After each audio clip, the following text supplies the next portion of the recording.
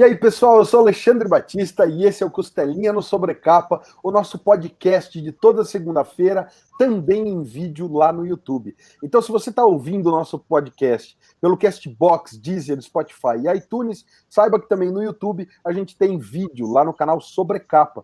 E se você está aqui no Sobrecapa com a gente e quiser sair para a rua, ouvir no caminho do trabalho, a gente também tem a versão em podcast no Costelinha. Aproveitando que eu falei do Costelinha, quero convidar todos vocês a conhecerem o nosso site, ultimatodobacon.com. Lá a gente tem mais matérias, reviews, guias, listas e todo tipo de conteúdo sobre cultura nerd e quadrinhos. Então, se você é fã desse tipo de coisa, se você vai visitar o Ultimato do Bacon, você não vai se arrepender do que você vai encontrar por lá. A gente hoje está, como sempre, com um dos podcasts que o Lucas mais gosta, meu grande parceiro de podcast, o mais rubro-negro de todos os membros do Ultimato do Bacon. Então eu vou chamar o Lucas aqui para ele poder apresentar para vocês o nosso convidado. Salve, Lucas! Bom dia, cara. Seja bem-vindo, como sempre. Grande Alexandre, maravilha, cara. Mais um podcast com autor brasileiro. Você sabe que é o tipo de podcast que eu mais gosto. E o autor que a gente vai falar hoje, cara, ele fez obras incríveis como essa aqui que está na minha mão, o Detetive do Absurdo, o Demetrius Dante. Então eu queria ter a honra aí de convidar para bater um papo com a gente o Will. Will, seja muito bem-vindo ao nosso espaço aqui. Vai ser legal demais bater um papo com você sobre as suas obras. Opa, oi Alexandre, oi Lucas. Muito obrigado aí pelo convite. Estou muito feliz por poder participar com vocês aqui.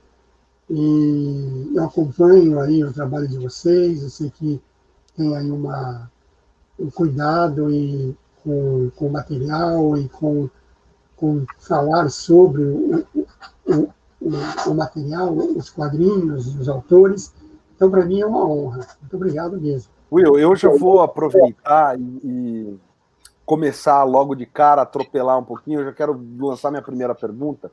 Dando um panorama para a galera que está assistindo, a gente se conheceu, eu trabalhava na editora Leia e tinha rolado o lançamento, eu não lembro o que veio antes, se foi o Morro da Favela do André Diniz, ou se foi o lançamento do Laudo, do Memórias do Clube da Esquina, porque que o Memórias não era da Leia, né? O Morro da Favela saiu pelo selo Barba Negra da editora Leia, eu trabalhava lá, fui no lançamento, e foram dois lançamentos que aconteceram muito pertinho. Então, eu conheci o Laudo naquela época, voltei a encontrá-lo no lançamento do André Diniz, e é a turminha ali da produção de quadrinhos de São Paulo, mais das antigas ali, a galera que começou ali nos anos 90 e tal.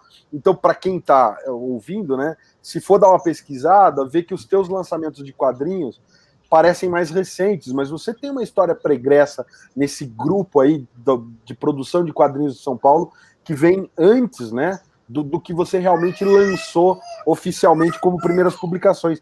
Então eu queria que você desse um pouquinho para a gente, de começo de conversa, como foi esse teu começar na produção de quadrinhos e trabalhar e viver esse ambiente da produção de quadrinhos em São Paulo aí pra gente. Eu comecei mesmo no meio dos anos 2000, né, a publicar. Eu sempre gostei de quadrinhos, né, aquela coisa, né? Mas em 99 eu resolvi que eu ia entender melhor o que é a história de quadrinhos. Eu queria fazer a história de quadrinhos e entender como é que funcionava, né? Então eu procurei um curso, né? Procurei um curso. Aí me deparei com uma oficina com o Álvaro de Moya, no Sesc Consolação, né? E foi muito legal. Assim, o Moya era não, o Álvaro de Moya não precisa nem falar. Né? Bom, está aqui atrás o Álvaro de Moya. Ele era uma sumidade, né? Sabia tudo, conhecia tudo e tal. Essa oficina foi muito bacana porque ele trazia um monte de gente. Ele era o coordenador, mas nessa oficina passou assim, tinha o Laerte, tinha o Fernando Gonzalez, tinha o Luiz G, o Jal, o Gual, tinha o Klebs, tinha o Roger Cruz, tinha, o Líbero, cara, uma galera assim, fantástica. Então foi muito bacana. A partir daí, eu me juntei com uma turma do curso mesmo, né? Muita gente que estava nesse curso aí depois continuou fazendo, gente que está na área, né? Depois. me juntei com uma turma e a gente começou a fazer um grupo de estudos. Né? Só que a gente ficou falando, porque nessa época, em 2000, publicar quadrinhos no Brasil era meio complicado. Né? Assim, se falava assim, publicar quadrinhos no Brasil de forma independente, não existia essa coisa de forma independente, né? Esse conceito. Né? Apesar de, se você pensar, né, o Marcati está aí desde sempre publicando de forma independente. Né? Mas, enfim, aí a gente fez um grupo, começou a falar, né? A gente se reunia na oficina Oswald de Andrade, e a gente ficou por uns 4 anos falando, e chegou uma hora que falou, e agora? A gente vai ficar falando a vida inteira? Aí resolvemos fazer um fanzine. E aí foi um fanzine chamado Subterrâneo. Foi nesse fanzine que eu comecei a publicar, pela primeira vez, quadrinhos. E foi aí também que eu comecei a entender como é que é editar quadrinhos, como é que era divulgar quadrinhos. E a partir desse fanzine, eu fui conhecendo um monte de gente. Né? Fui conhecendo essa galera, por exemplo, que você falou, né? André Diniz, o Aldo, todo mundo, né? O Daniel Esteves, o Cadu, pessoas que se tornaram meus parceiros depois em trabalhos e tal. Então, assim, no começo foi mais ou menos esse, né? Entender o que era o quadrinho, tentar entender o que era o quadrinho, e reunir com uma turma e criar um fanzine, e com esse fanzine me inserir no contexto, né, no meio dos quadrinhos. Bacana demais. Aproveitar, inclusive, e citar aí alguns fanzines da época, né? Tinha o Nona Arte, que eu acho que o André Diniz e o Antônio Éder, que era o Antônio Éder, o André Diniz, tinha a Sagu, que era do Maurício Brancaleon, tinha o Dossiê Informal, que eu não lembro quem estava no Informal, mas enfim, tinha uma série de fanzines maravilhosos nessa época em São Paulo, né? Sim, e a gente agora chega aí com Demetrios Dante completando 10 anos. Então eu vou passar a bola para o Lucas para falar um pouquinho do Demetrios. Boa. Alexandre, para a galera que não conhece, né, Demetrios Dante aí, ó, tá aí as edições lançadas, não quero dar inveja em ninguém não, mas as minhas estão autografadas, né? Então estão aqui as edições lançadas mais recentes aí pelo Will. E a galera que não conhece ainda o Demetrios Dante, eu queria dar já um aviso assim que é bem legal. O Alexandre falou que é um personagem que tem 10 anos, mas galera, dá para começar a ler tranquilamente pelas edições que você encontrar, tá? É um personagem que ele tem uma mitologia muito rica, muito bacana, mas muito acessível. Então é fácil de você pegar uma revista do Demetrios Dante e você começar a se envolver com a temática a partir dali. Will, eu queria começar te fazendo 2 perguntas. A primeira é que você contasse um pouquinho como é que foi a ideia do surgimento do Demetrios, né? Como é que foi essa ideia aí da vinda do Demetrios. E eu vi que durante um bom tempo você publicou HQs online. Eu queria que você contasse para o pessoal do HQs online do Demetrios, né? Como é que a gente pode fazer a leitura dessas outras HQs também, que acabam complementando bem demais essa experiência, né? Então, como eu disse, assim, a gente tinha o Subterrâneo. Né? No Subterrâneo, eu comecei a publicar o Sideral Man, né? Que é aquele outro personagem que eu tenho que é um super-herói, né? Meio na gozação, né? Meio no humor. Aí, em algum momento, assim, acho que 2008, né? 2008, eu resolvi dar um tempo, assim, falei, eu quero publicar outra coisa, né? Eu quero fazer outra coisa aqui no Subterrâneo. Perdão. Aí, o que acontece? Tinha lá um personagem no Subterrâneo que chamava Derek. Ele era um detetive, né? Do Márcio, né? Um amigo do Márcio. E o Márcio, ele deixou de publicar o personagem no Subterrâneo também. Né? Eu falei, ele deixou de publicar, eu queria fazer um detetive, já que saiu um detetive, eu vou fazer um detetive. Né? Aí, quando eu comecei a pensar, a minha inspiração é Dylan Dog e Hellboy, que eu gosto muito, né? São 2 personagens que eu curto pra caramba. E aí eu queria fazer um detetive, mas que não fosse um detetive, todo bonitão, não. E um cara comum. Então você pode ver que ele é meio gordinho, né? Ele é meio... Queria que ele fosse uma pessoa, um personagem, assim, que que se passasse, não é bem comum, assim. Se você cruzar com ele na rua, não tem nada que vai dizer que esse cara tem alguma coisa. Apesar que ele tem. No começo, ele até tinha aquele estereótipo, né? Ele usava aquele casaco e tal, que depois eu abandonei, né? Ao longo das histórias eu tirei isso, esse visual dele. Hoje ele tem um visual mais despojado, justamente para combinar com essa coisa aí do comum, né? De ser comum. Então, é assim, basicamente foi isso. Aí, bom, aí, curiosidade, né? O nome. Eu queria... Dante, eu sabia que era o nome que eu queria, né?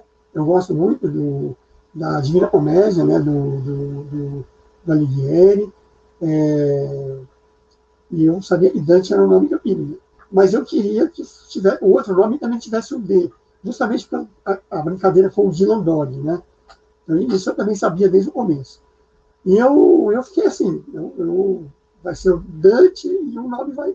Então, eu fiquei um tempo, porque o Subterrâneo, ele saía a cada 2 meses.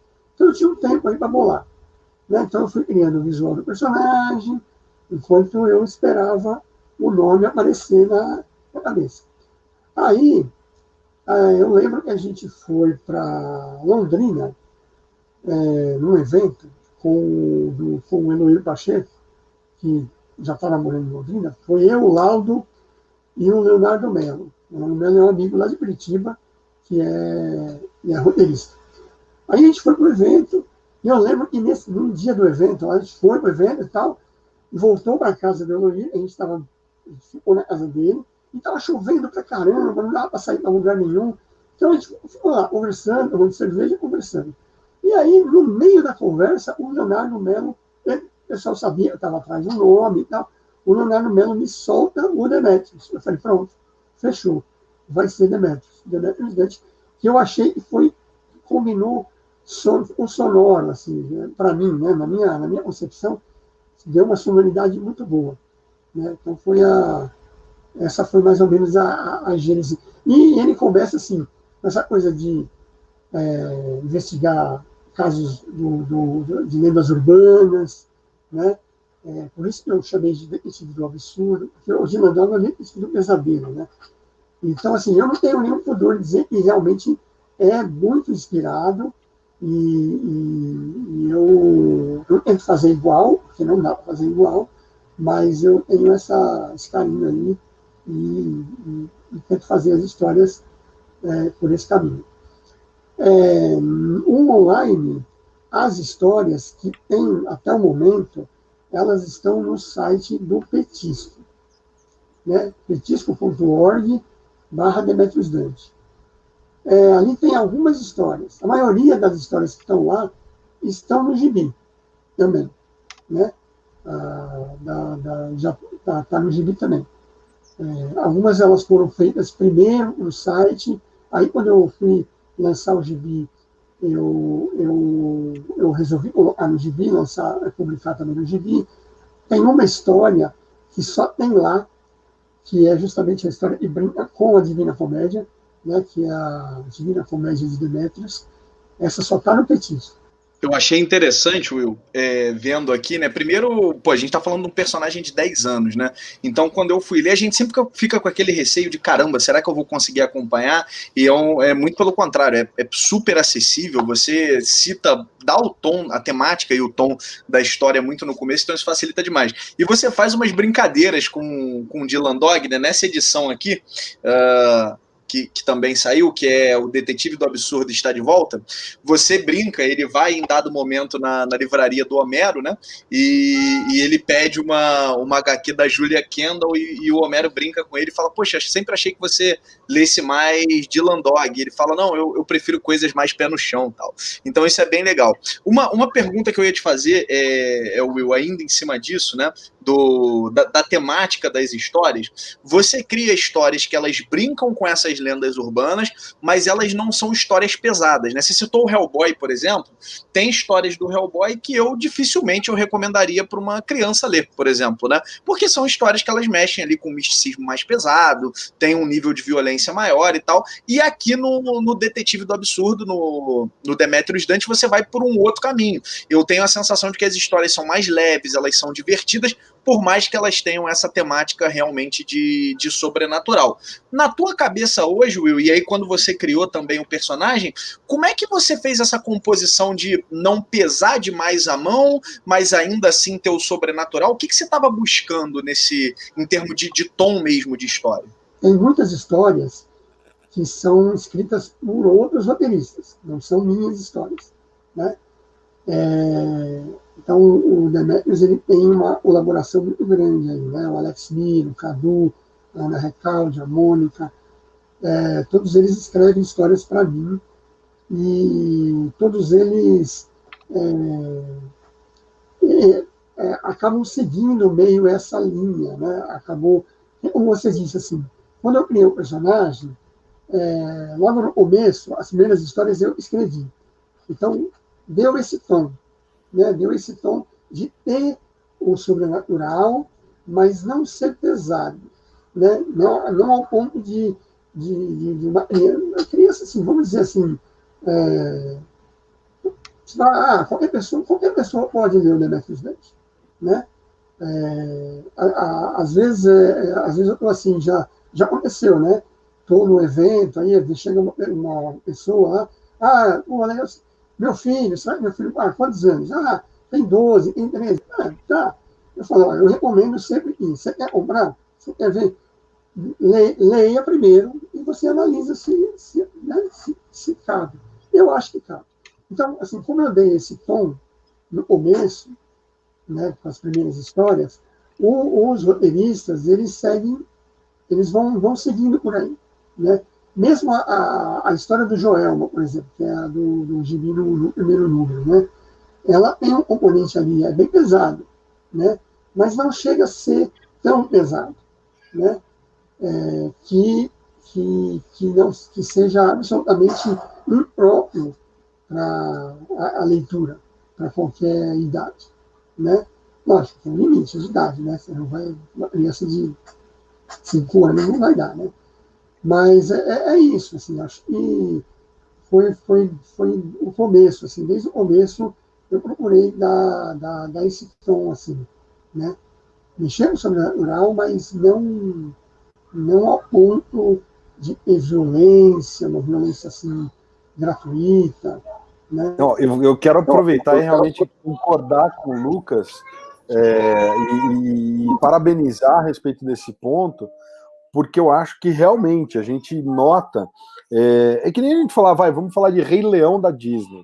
A morte do Mufasa é uma coisa pesadíssima, mas está ali apresentada na verdade, eu acho que os temas, né? A gente pode falar praticamente de quase tudo, né? Dentro de um certo limite, como o Will comentou, mas depende muito da forma como você apresenta para a criança, e eu acho que realmente isso, para quem está ouvindo a gente, o Demetrius Dante, apesar de mexer com um certo misticismo e tudo mais, ele tem realmente, como o Lucas falou, como o Will acabou de explicar, esse cuidado na hora de mostrar a aventura. Então, realmente, me pareceu bem leve e muito bacana, porque são temas que me encantam, assim, eu acho bem divertido.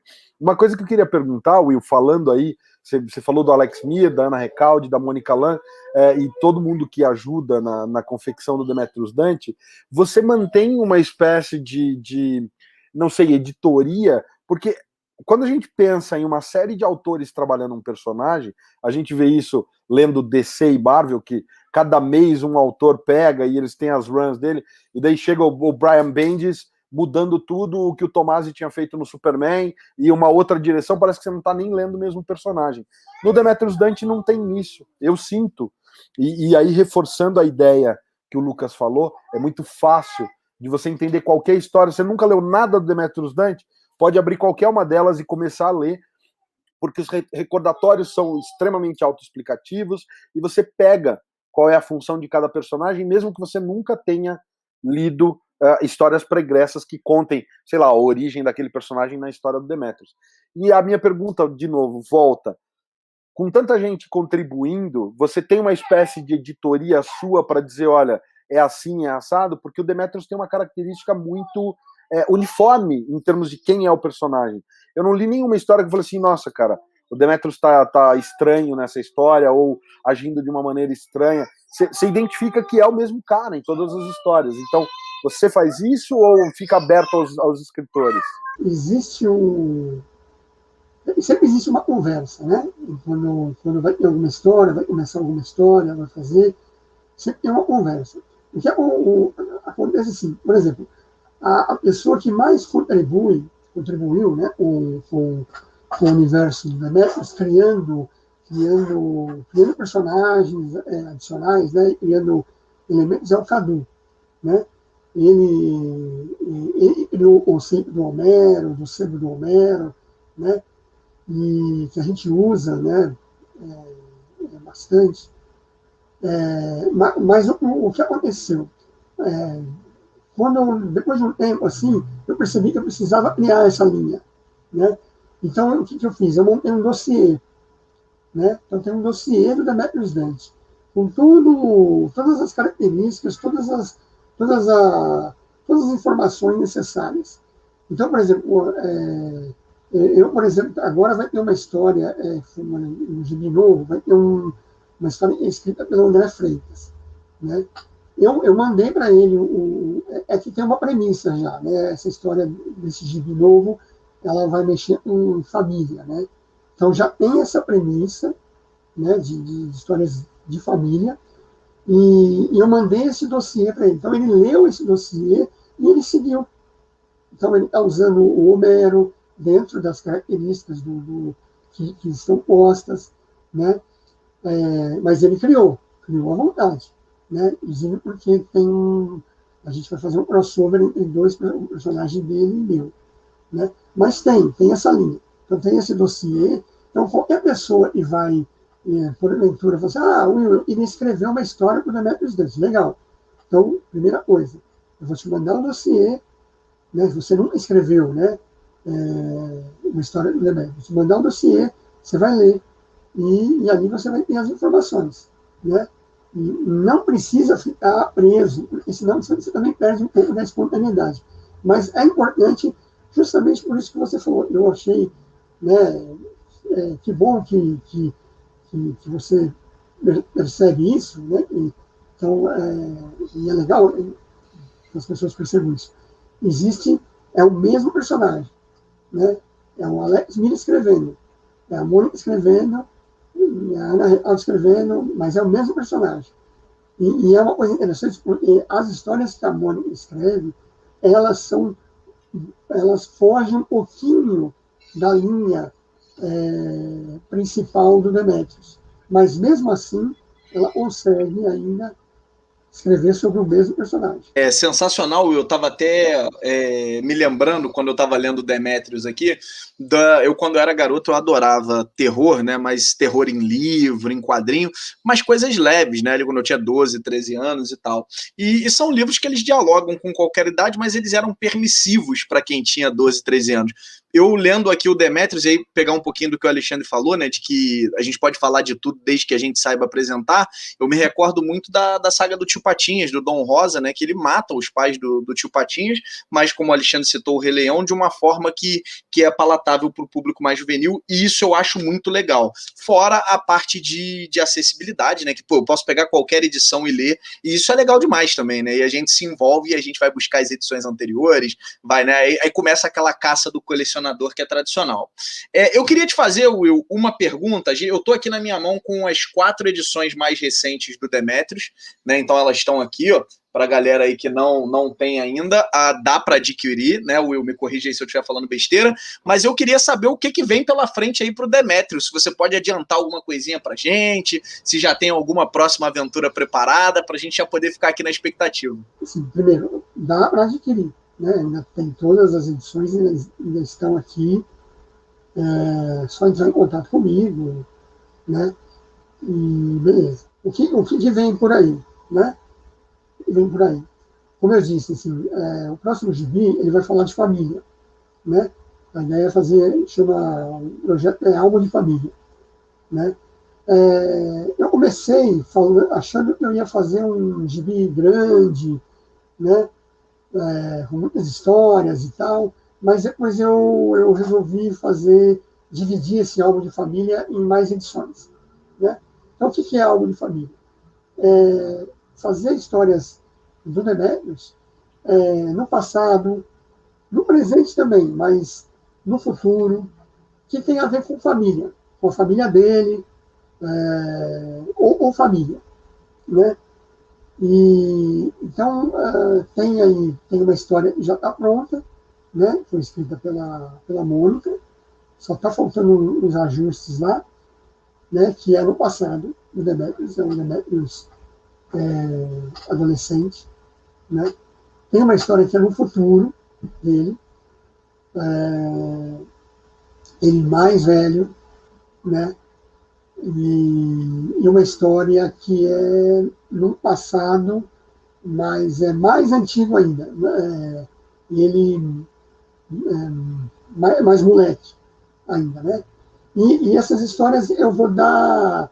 A ideia é dar pistas, né? Dar informações, assim. Por exemplo, mostrar, assim, quando o Demetrius conheceu a mulher dele, né? Até agora ninguém sabe que o Demetrius é casado. Até agora o Demetrius não é casado. Mas ele será casado, ele vai casar em algum momento, né? Falar sobre o pai do Demetrius. Que o pai do Demetrius desapareceu em algum momento da vida dele. Então, a ideia é isso. Esse álbum de família é brincar com isso e dar essas pistas, né? E dando essas pistas para as pessoas, né?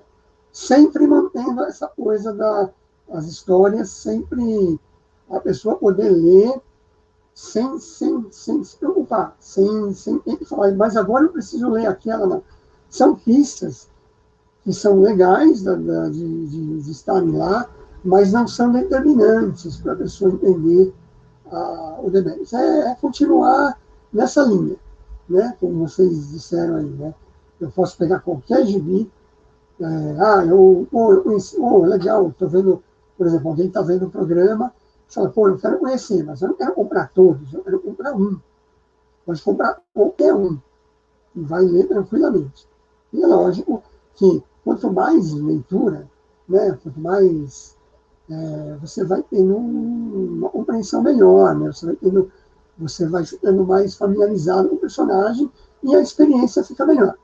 Vou aproveitar aqui e entrar falando justamente disso, Will, porque eu acho que é a única HQ que tem uma leve indicação de que talvez você precise futuramente ter lido ela, é o Volume Extraordinário. E daí eu ia te perguntar isso, o álbum de família tem alguma coisa a ver com aquele finalzinho ali do Volume Extraordinário que joga tem ali uma ceninha pós-créditos ali que meio que dá uma indicação de que aquela história talvez não tenha terminado totalmente. O álbum de família é uma continuação do Volume Extraordinário ou não? Não exatamente. Não tem nenhuma das histórias tem a ver com essa aí. Essa cena, o pós-crédito ali, eu coloquei assim para dar só um gostinho, né? Sem comprometer, na verdade, né?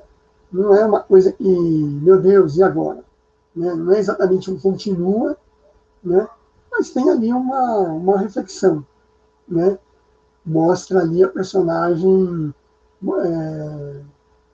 que o Demetrius soluciona, mas não funcionou, né? Não funcionou. Ele solucionou a questão, mas ali o poder ali envolvido na história é maior do que a solução.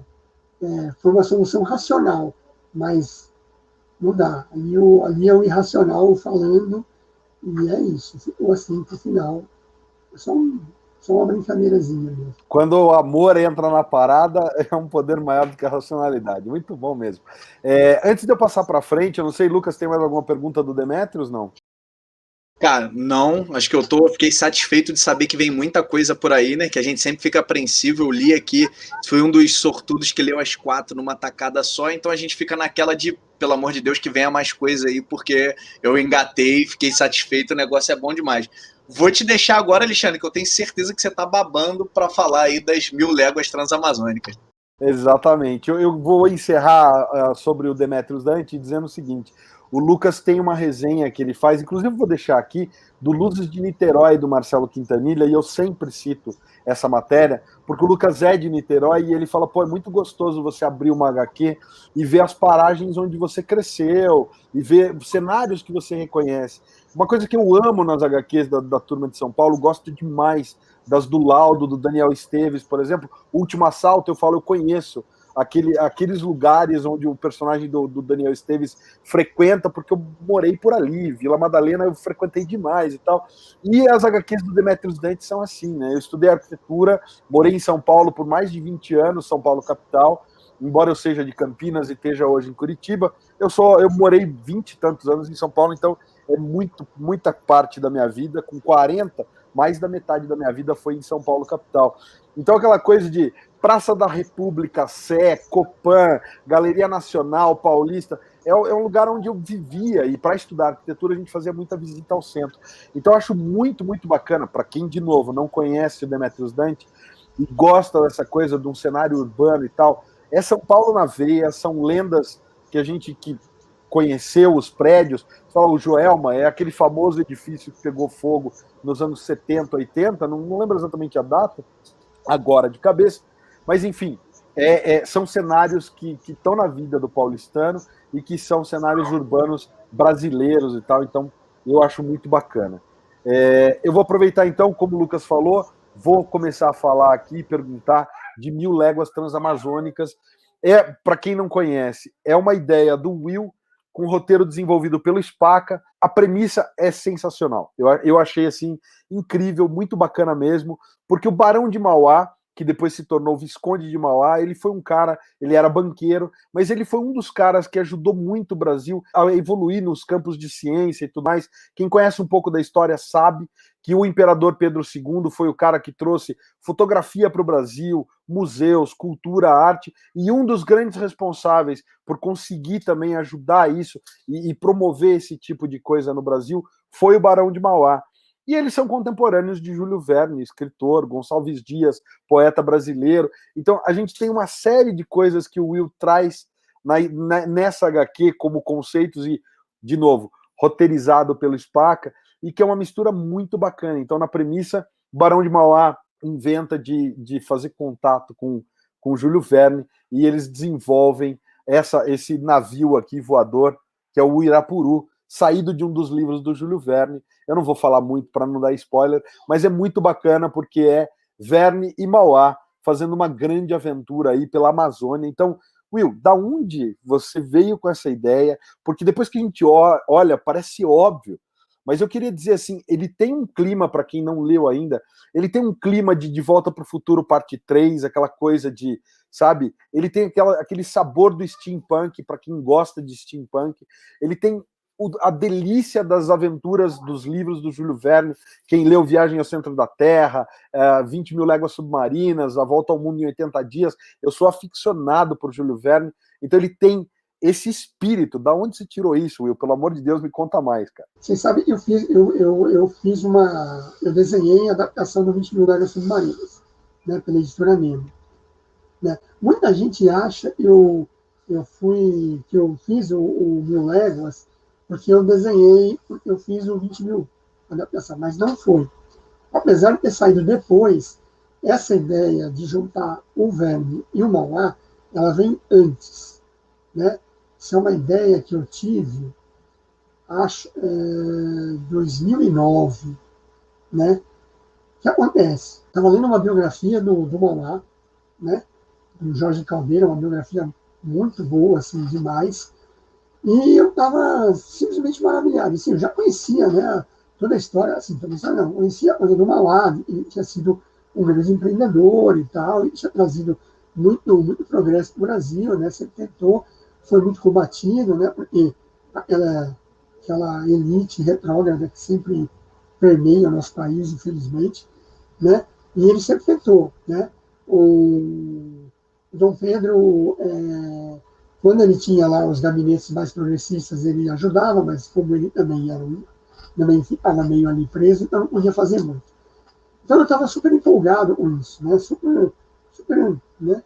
E eu fui fazer um curso de criação de personagem histórico com o Spaca, justamente, né? E aí, na hora da aula, ali, né, não, tem um exercício, tem que fazer ali, né?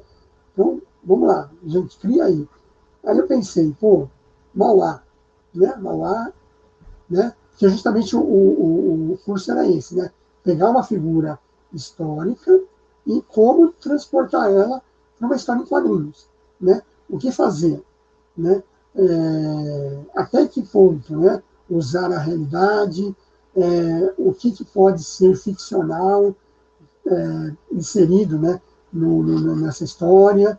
Era essa a brincadeira. Eu falei, pô, Mauá, estou super empolgado. Estava com o livro, inclusive, né, na bolsa, né, no dia do curso. E aí, Mauá e Verne.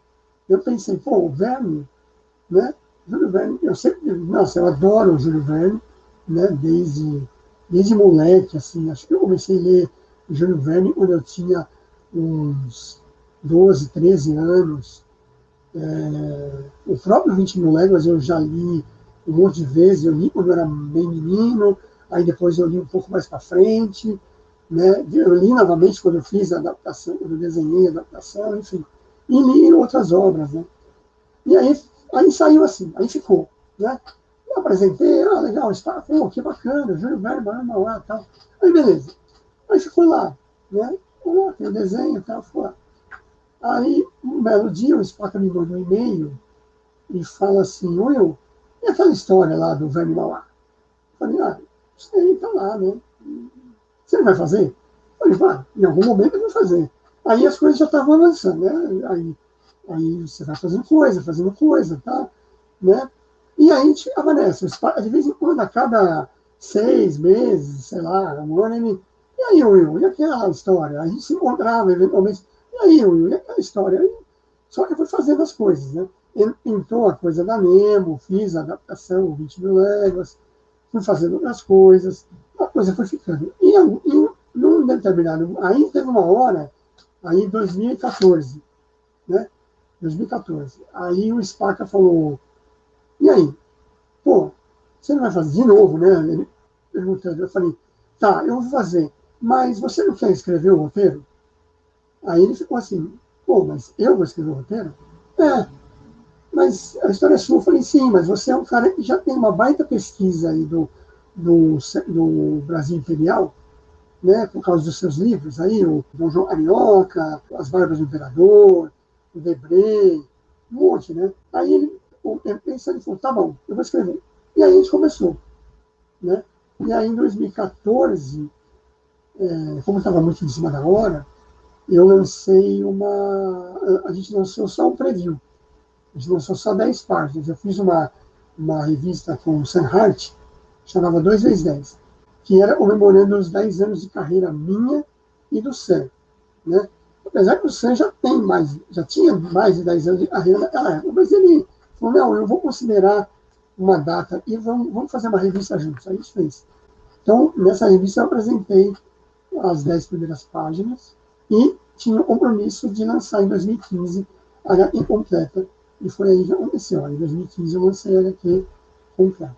Eu acho muito bacana porque realmente dá para sentir que tem as coisas que agregam ali, como você falou do que o Spaca traz, você sente que não tem elemento jogado, né? É tudo, por exemplo, tem um evento, eu não vou dizer exatamente, que é o que abre a HQ, envolvendo o Gonçalves Dias, quer dizer que ele não está exatamente na história, mas é aquela coisa que depois vai voltar mais para frente. E é bacana, porque é o tipo de informação que, a menos que você tenha realmente pesquisado a fundo o tema, você não vê nas historinhas mais leves não, que eu digo mais rasas, né? Então, o que dá pra gente sentir, a gente sente realmente que ela tem um nível de profundidade dos eventos e das coisas contemporâneas do Verne e do Mauá que sai do que é o básico.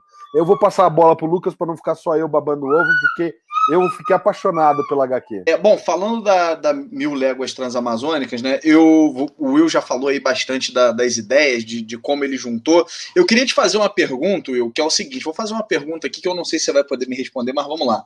No final da HQ, você deixa uma palhinha ali para uma possível continuação, né, e tal, e expandindo um pouco mais esse universo.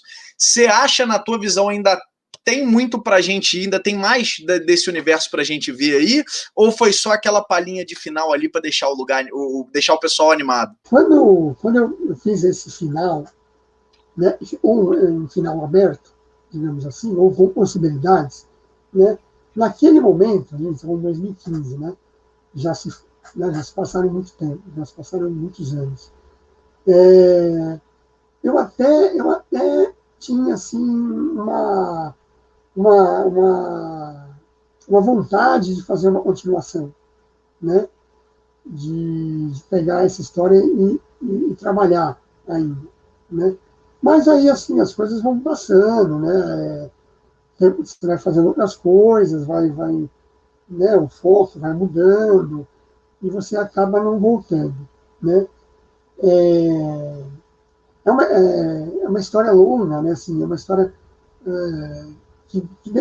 fazer quadrinhos não é fácil, né? Assim, nada no mundo é fácil, mas fazer quadrinhos não é fácil, né? É trabalhoso, demanda tempo, né? Então, às vezes você não, né? É um tempo que às vezes você não tem, né? Mas assim, depois que a gente conversou aí fora, né?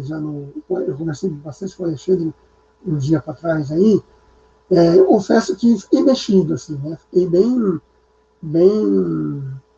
pensando assim, nossa, puxa vida, voltar nisso aí, né?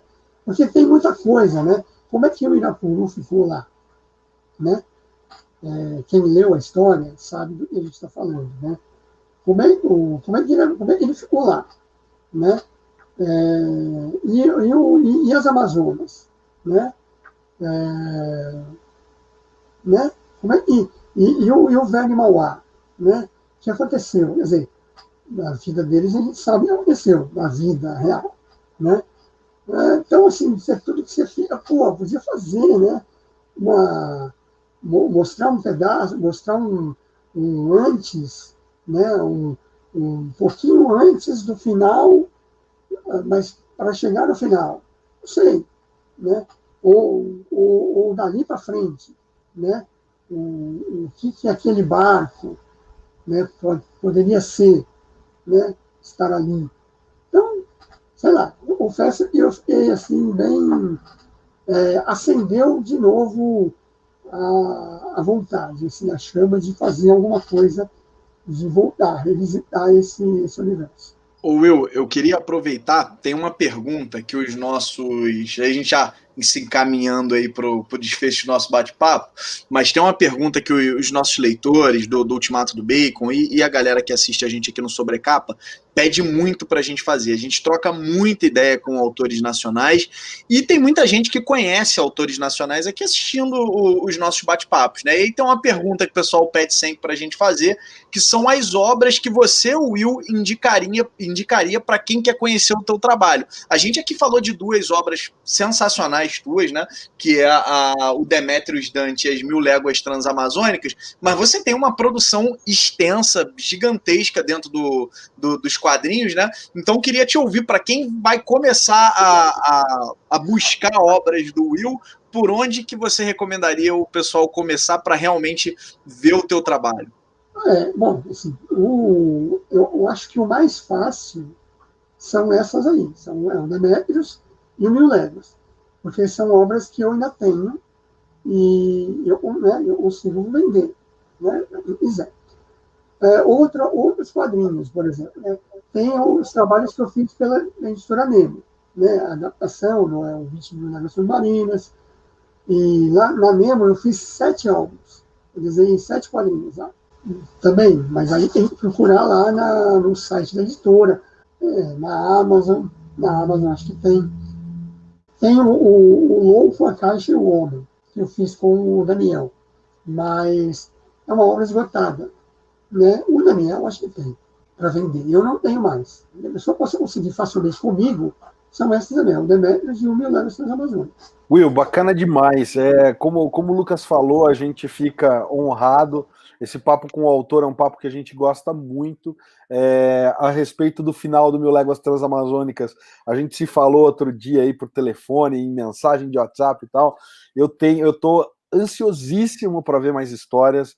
Eu falei, eu vou repetir aqui ao vivo, né, no vídeo, porque eu acho que é um universo. Quem ainda não leu, galera, de verdade, eu gostei muito, são tanto do universo do Demetrius Dante, quanto o 1000 Léguas Transamazônicas, mas eu acho muito bacana essa coisa do steampunk, dessa coisa de mexer com personagens reais, né, históricos. Tem, é o que eu falei, um contexto histórico muito bem feito, e ao mesmo tempo a gente pira na imaginação de aventuras que poderiam acontecer, podem acontecer. Então eu tô esperando realmente, e vou te perturbar sempre que eu puder, para que você volte a visitar esse universo que você criou junto com o Spaca aí. Quero te agradecer em nome do Ultimato do Bacon, do Sobrecapa, abrir o espaço sempre que você quiser voltar aqui para conversar com a gente. Quando tiver lançamento novo, por favor, avisa a gente que você vem participar aqui de novo, e a gente está com o espaço aberto para você. Obrigado mais uma vez, Will. Bom, Alexandre, Lucas, eu só tenho a agradecer. Muito legal esse papo. Vou ouvir vocês falando assim, do material, esse carinho que vocês estão transmitindo. O material só me deixa assim, muito emocionado, muito feliz. Assim. Tudo que eu quero é isso. Eu quero que as pessoas curtam, as pessoas se divirtam, né? Que a leitura seja prazerosa, e você fique ali um tempo entretido, né, e fique feliz, né, proporcione alguns momentos de entretenimento mesmo, só isso. Eu agradeço. Muito obrigado. Vamos aí, assim, quando tiver mais novidades no próximo Demetrius Dante, eu aviso, e a gente vamos conversando. E agora que vocês provocaram aí a possibilidade de continuação do 1000 Léguas, vamos ver o que acontece se falar com o Spaca. Pô, que beleza. Will, queria te agradecer pelo teu tempo. Pra gente é uma honra imensa, né? A gente fala aqui sempre que é legal demais ver as obras, mas é muito bacana bater esse papo com o autor e ouvir, né? De onde você tirou as referências, ouvir um pouco mais das tuas ideias. Eu acho que isso engrandece demais a nossa leitura, e um hábito que eu sempre tenho é, depois de bater esse papo aqui com vocês, eu sempre releio as obras, porque eu sempre acabo pegando outras coisas que vocês trazem pra gente. Então, muito obrigado aí. Que bom que a gente te provocou no bom sentido, né? Quem sabe aí não vem a continuação das 1000 Léguas. Queria aproveitar e agradecer aí também ao Alexandre, meu parceiro aí de podcast. Brigadão, Alexandre, e com certeza na semana que vem a gente tá junto de novo, meu amigo. É isso aí, Lucas. A gente não deixa o trem parar. Toda segunda-feira tem um novo Costelinha para vocês. E se você tá com a gente até agora, a gente agradece aí a sua audiência, o teu ouvido. A gente espera que você tenha curtido esse podcast. Então não deixa de visitar ultimatodobacon.com para mais conteúdo, os nossos podcasts toda segunda-feira, e confere também, se você tá no YouTube, os outros vídeos do canal. Clica no logo do Sobrecapa para se inscrever se não for inscrito. E até o próximo vídeo, galera. Valeu!